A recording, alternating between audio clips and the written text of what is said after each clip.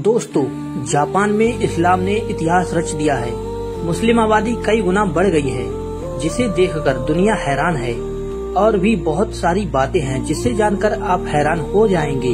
वैसे दोस्तों, जापान एक ऐसा देश है जो अपनी प्राचीन परंपराओं, शिंतो मंदिरों और साकुरा के फूलों के लिए जाना जाता है। वहाँ कुछ ऐसा हो रहा है जो आपको चौंका देगा। जी हाँ, जापान में मुस्लिम आबादी तेजी से बढ़ रही है, जिसे देख सब लोग हैरान हैं। आखिर कैसे हुआ यह बदलाव? यह बड़ा सवाल है। क्या है इसके पीछे की वजह और इसका जापानी समाज पर क्या असर पड़ रहा है? जानकर आपको हैरानी होगी कि कुछ सालों पहले यहाँ मस्जिदों का नामो निशान नहीं था, लेकिन आज यहाँ सैकड़ों मस्जिदें हैं। इतना ही नहीं, शॉपिंग मॉल्स में खास कमरे बनाए जा रहे हैं ताकि मुस्लिम लोग उसमें नमाज पढ़ सकें। मुस्लिम टूरिस्ट को अट्रैक्ट किया जा रहा है। अचानक से जापान में ये सब क्या हो रहा है? ये अपने आप में बहुत बड़ा सवाल है। तो आज हम इस सवाल का जवाब ढूंढेंगे और कैसे बढ़ रही है यहाँ पर मुस्लिमों की आबादी, क्या है इसके पीछे की वजह। आपको इन सारे सवालों से आज हम रूबरू कराएंगे। दोस्तों, जापान एक विकसित कंट्री है, लेकिन यहाँ धर्म के प्रति लोगों की सोच पिछले कुछ सालों से बदल रही है। बीते 2 दशकों के भीतर जापान में मुस्लिम आबादी में तेजी से बढ़ोतरी हुई है। इसी के साथ देश में मस्जिदों की संख्या भी बढ़ी है।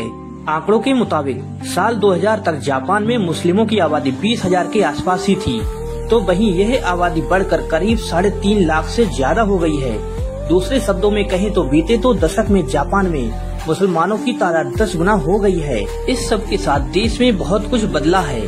आपको जानकर हैरानी होगी कि ढूंढने से भी जापान में मस्जिदें नहीं मिलती थी, लेकिन साल 1999 तक यहाँ 15 मस्जिदें बनी हुई थी।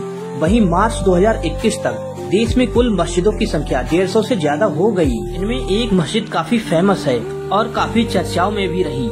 जापान में मुस्लिम आबादी की तेजी से बढ़ने के लिए मुसलमानों और जापानी नागरिकों के बीच अंतर धार्मिक विवाह को जिम्मेदार ठहराया गया। जरा सोच के देखिए, एक छोटा सा गाँव है जापान के होक्काइडो में। यहाँ एक जापानी लड़की एक इस्लामिक लड़के से मिलती है जो पाकिस्तान से पढ़ाई के लिए जापान आता है। दोनों की दोस्ती प्यार में बदल जाती है और लड़की इस्लाम कबूल कर लेती है। यह कहानी अब जापान में बहुत आम हो गई है और हर जगह देखी जाती है, और यह सबसे बड़ा कारण है इस्लाम धर्म के प्रचार प्रसार का और तेजी से बढ़ने का। वैसे दोस्तों, जापान में पिछले कुछ दशकों में विदेशी श्रमिकों और छात्रों की संख्या बढ़ी है। पाकिस्तान, बांग्लादेश, इंडोनेशिया और मलेशिया जैसे देशों से लोग नौकरी और पढ़ाई के लिए आ रहे हैं। यह लोग अपने साथ अपनी संस्कृति और धर्म भी ला रहे हैं। कुछ तो यहीं बस गए, अपने परिवार बनाए और धीरे धीरे मुस्लिम समुदाय का आकार बढ़ने लगा। जापानी महिलाएं और मुस्लिम पुरुषों के बीच विवाह बढ़ रहे हैं। इन विवाहों के कारण कई जापानी इस्लाम की ओर प्रभावित हो रहे हैं। इस्लाम की सादगी और एकेश्वरवाद कुछ जापानियों को प्रभावित कर रहा है। कुछ जापानी स्वेच्छा से इस्लाम अपना रहे हैं। इस्लाम की शिक्षाओं, खासकर शांति और समानता के संदेश ने कई लोगों का दिल जीता है। टोक्यो की एक मस्जिद में एक जापानी व्यक्ति ने बताया कि उसने इस्लाम में सुकून देखा है जो उसे कहीं नहीं मिला, लेकिन इस बात को भी माना कि हर बदलाव के साथ चुनौतियाँ आती हैं। उसके सामने भी चुनौतियाँ आईं। वैसे दोस्तों, जापान का समाज जो सदियों से शिंतो और बौद्ध परंपराओं में रचा बसा है, इस नए धर्म को पूरी तरह स्वीकार करने के लिए दरअसल तैयार नहीं था। इस्लाम धर्म को फैलने में बहुत मुश्किलें हुई, धार्मिक तनाव हुए। 2023 में कोबे में एक घटना ने सुर्खियां बटोरी। एक मुस्लिम प्रवासी ने एक शिंतो मंदिर में तोड़फोड़ की थी और कहा कि केवल अल्लाह ही ईश्वर है। इस घटना ने स्थानीय लोगों में गुस्सा भर दिया। शिंतो और बौद्ध धर्म की बहुदेववादी मान्यताएं इस्लाम की एकेश्वरवाद विचारधारा से टकरा रही थी और यहाँ तनाव बढ़ रहा था।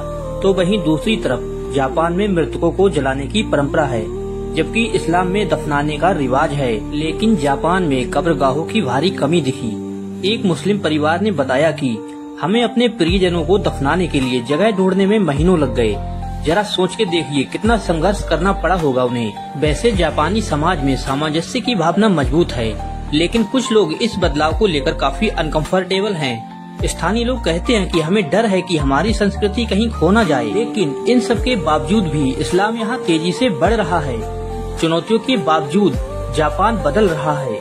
शॉपिंग मॉल्स और डिपार्टमेंटल स्टोर्स में अब नमाज के लिए खास कमरे बनाए जा रहे हैं। स्कूलों और रेस्टोरेंट में हलाल खाने की मांग बढ़ रही है। टोक्यो में एक रेस्टोरेंट मालिक ने कहा कि हमने हलाल मेन्यू शुरू कर दिया है।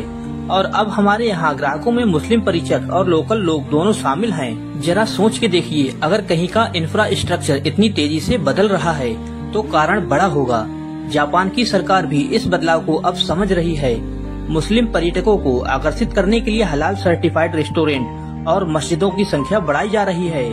यह सब दिखा रहा है कि जापान धीरे धीरे एक बहुसांस्कृतिक समाज की ओर बढ़ रहा है, इस्लाम को एक्सेप्ट कर रहा है। लेकिन दोस्तों, यह कहानी आज की लिखी हुई नहीं, बल्कि यह कहानी 19वीं सदी में लिख दी गई थी। जापान की कहानी शुरू होती है 19वीं सदी के अंत से, जब इस्लाम पहली बार इस देश में पहुंचा। उस समय जापान ने अपनी सीमाएं विदेशी व्यापार और संस्कृति के लिए खोली थीं। तुर्की, भारत और मलय क्षेत्रों से यहाँ व्यापारी और नाविक अपने साथ इस्लाम की हल्की फुल्की छाप लेकर आए थे। और उस समय मस्जिदें बनना शुरू नहीं हुआ था। जापान में इस्लाम का पहला संगठित रूप देखने को मिला 20वीं सदी में। 1920 के दशक में तुर्की और रूस से आए तातार मुस्लिम शरणार्थी जापान पहुँचे। यह लोग बोल्शेविक क्रांति से भागकर आए थे। इन्होंने जापान में अपनी धार्मिक पहचान को जीवित रखने के लिए पहली मस्जिद की नींव रखी और यहीं से शुरू होती है जापान की सबसे पुरानी मस्जिद की कहानी। जापान की सबसे पुरानी मस्जिद है कोबे मस्जिद। जी हाँ, जापान की सबसे पुरानी मस्जिद है जिसे कोबे मस्जिद का नाम दिया गया है। इसे चमत्कारी मस्जिद के नाम से भी जाना जाता है। इसका निर्माण 1935 में पूरा हुआ।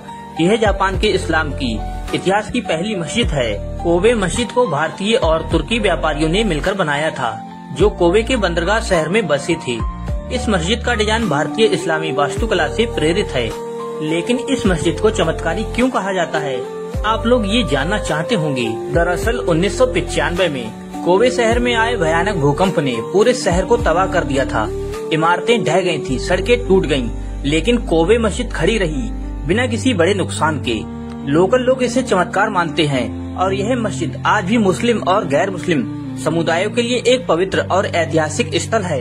दोस्तों, जापान की यह कहानी अभी खत्म नहीं हुई। मुस्लिम आबादी का बढ़ना सिर्फ एक आंकड़ा नहीं है, बल्कि नई शुरुआत है। ये एक ऐसी कहानी है जिसमें परंपरा, आधुनिकता, पूर्व और पश्चिम एक साथ मिल रहे हैं। लेकिन सवाल यह है कि क्या जापान इस बदलाव को पूरी तरह से गले लगा पाएगा?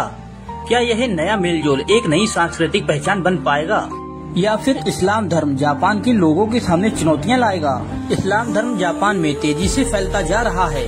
अब देखना ये है आने वाले दशकों में क्या होता है जापान में। क्या वहाँ पर संपूर्ण इस्लामिक राष्ट्र बन जाएगा? कमेंट करके जरूर बताएं। मिलते हैं आपसे बहुत जल्द एक नई वीडियो के साथ। तब तक के लिए जय हिंद दोस्तों।